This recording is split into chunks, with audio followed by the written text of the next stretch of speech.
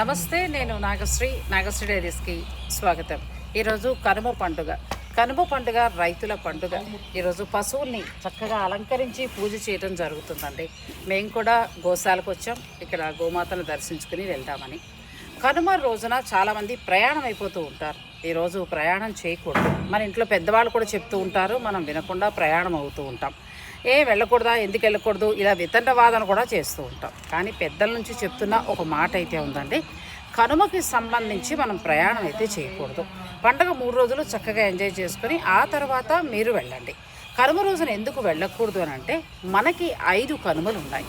ఒక కనుమ వచ్చి సపిండీకరణ జరిగిన మరుసటి రోజు, ఆ తర్వాత గర్భస్రావం జరిగిన మరుసటి రోజు, ఆ తర్వాత గ్రామంలో అగ్ని ప్రమాదం జరిగితే ఆ మరుసటి రోజు, శవదహనం జరిగిన మరుసటి రోజు ప్రయాణం చేయకూడదని పెద్దలు చెప్తూ ఉంటారు.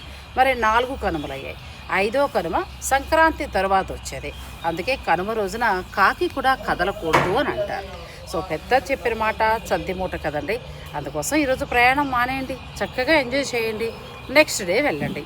పెద్దలు ఎందుకు చెప్తారు అనేది మనం ఖచ్చితంగా ఫాలో అవ్వగలిగితే మనకి ఎప్పుడు మంచే జరుగుతుంది. అందరికీ కూడా కనుమ పండుగ శుభాకాంక్షలు. మన రైతన్నలకు కూడా కనుమ పండుగ శుభాకాంక్షలు.